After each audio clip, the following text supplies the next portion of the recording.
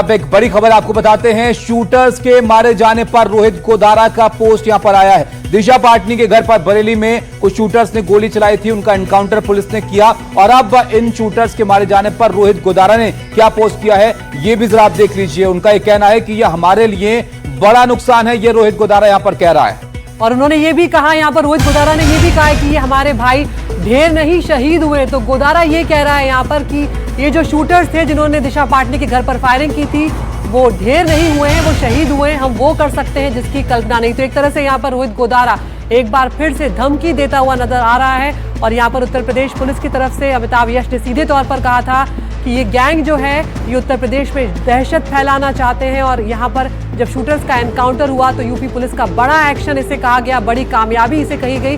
और अब रोहित गोदारा यहाँ पर पोस्ट कर रहा है और कह रहा है कि ये हमारे लिए बड़ा नुकसान है, ये हमारे भाई थे, ये ढेर नहीं हुए हैं, ये शहीद हुए हैं। तो शहीद का दर्जा ताबिश ने रोहित गोदारा दे रहा है उन शूटर्स को जिन्होंने दिशा पाटनी के घर पर बरेली में फायरिंग की थी। बिल्कुल, और जिस तरह से वो फायरिंग की गई थी उससे लग रहा था कि ये जो मकसद था, जो इरादा था, वो दहशत फैलाने का था। और सिर्फ 2 शूटर नहीं थे, ये 5 शूटर थे जिनको लेकर बात अब सामने आई है। उन सब की तस्वीरें बाकायदा सामने आई हैं क्योंकि सीसीटीवी के जरिए पुलिस ने इनकी तलाश की है गहनता से। आपको हम दिखा रहे हैं 2 शूटर जिनका एनकाउंटर हुआ है और इसके अलावा 3 शूटर और हैं जिनको पुलिस अभी तलाश रही है। हालांकि रोहित गोदारा ने इस पर अपना दर्द जाहिर किया है, ये पोस्ट लिखी है और उसमें वो शहीद बता रहा है इन लोगों को। हमारे सहयोगी हमारे साथ जुड़े हैं मुकेश।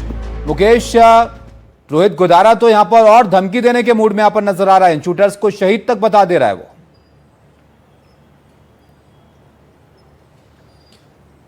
देखिए, बिल्कुल वो पुलिस को चैलेंज कर रहा है, लेकिन मैंने पहले भी कहा था कि जो इस तरह के शूटर होते हैं या इस तरह के जो गैंगस्टर होते हैं जो विदेश में हैं, वो नेम और फेम के लिए ऐसे मामलों में कूद पड़ते हैं जिन मामलों से उनका कोई मतलब नहीं होता है। अब ये मामला जो है ये महाराज प्रेमानंद का है या अनुद्धाचार का है, इसमें रोहित गोदारा जो कूदा है निश्चित तौर पर हम ये कह सकते हैं कि नेम और फेम के लिए कूदा है, क्योंकि जो शूटर्स होते हैं या जो गैंगस्टर्स होते हैं उनका ये मोटिव होता है कि किसी बड़े मामले में अगर वो बीच में आ जाएं या कोई ऐसा मामला हो जिसमें कोई नामी आदमी जुड़ा हो, उसके बीच में आने से उनके गैंग का नाम बड़ा होता है और फिर जो उनका पूरा एक्सटॉर्शन का रैकेट है वो आगे बढ़ता जाता है।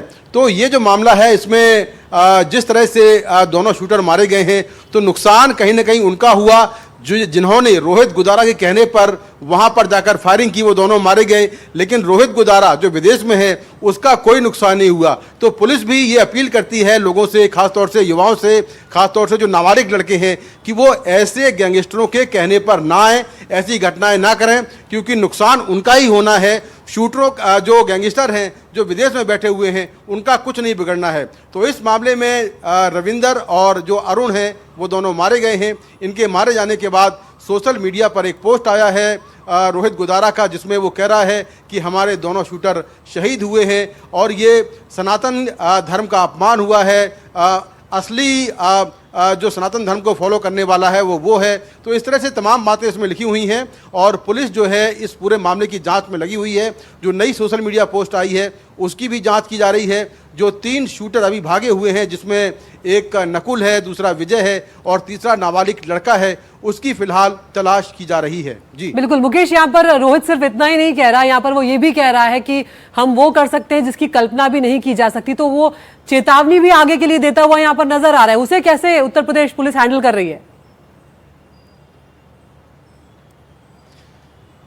देखिए, बिल्कुल जो रोहित गोदारा और गोल्डी बरार ने पहला पोस्ट किया था इस पूरी घटना के बाद में, उस पोस्ट को भी उत्तर प्रदेश पुलिस ने और जो बाकी राज्यों की पुलिस है उसने काफ़ी गंभीरता से लिया था। यही वजह है कि 3 राज्यों की पुलिस ने मिलकर ये पूरा ऑपरेशन किया और 2 शूटर मारे गए हैं। अब जो सोशल मीडिया पर पोस्ट आया है उसको भी उत्तर प्रदेश पुलिस पूरी गंभीरता से ले रही है और एक चुनौती की तरह ले रही है, क्योंकि उसमें सीधा पुलिस को थ्रेट किया गया है और ये कहा गया है कि इससे बड़ा नुकसान होने वाला है या हो सकता है। तो पुलिस अभी जो बाकी शूटर बचे हुए हैं इस पूरे मामले में उनकी तलाश कर रही है और जो रोहित गोदारा है उसके कौन कौन से और एसोसिएट्स हो सकते हैं उनको लेकर भी लगातार जांच चल रही है। बने रहिए आप मुकेश हमारे साथ। मुकेश आप रहेगा हमारे साथ। एक और अपडेट आपको देते हैं। दिशा पाटनी फायरिंग जो मामला था, दिशा पाटनी घर पर जो फायरिंग की गई थी, उसमें पुलिस ने एक और खुलासा किया है। यूपी में दहशत फैलाना चाहते थे ये शूटर, ये यूपी पुलिस का यहां पर कहना है। जिस तरह से वहां पर फायरिंग की गई, 2 शूटर्स की तरफ से लगातार गोलियां चलाई गई। मकसद ये था कि इस फायरिंग के बहाने उत्तर प्रदेश में दहशत फैलाई जाए। बिल्कुल, और यूपी पुलिस गोल्डी गैंग और रोहित गोदारा गैंग की ये कोशिश यहाँ पर थी। पुलिस का कहना है कि वो यूपी में अपना एक तरह से दबदबा कायम करें, उनके नाम का यहाँ पर तूती बोले और दहशत को फैलाना चाहते थे लोगों में। और दिशा पाटनी का घर उन्होंने यहाँ पर चुना, अभिनेत्री का। और उसके बाद जो यहाँ पर पोस्ट आया रोहित गोदारा का, उसमें ये लिखा गया था कि अनिरुद्धाचार्य और प्रेमानंद जी महाराज का जो अपमान हुआ है उसका ये बदला लिया जा रहा है।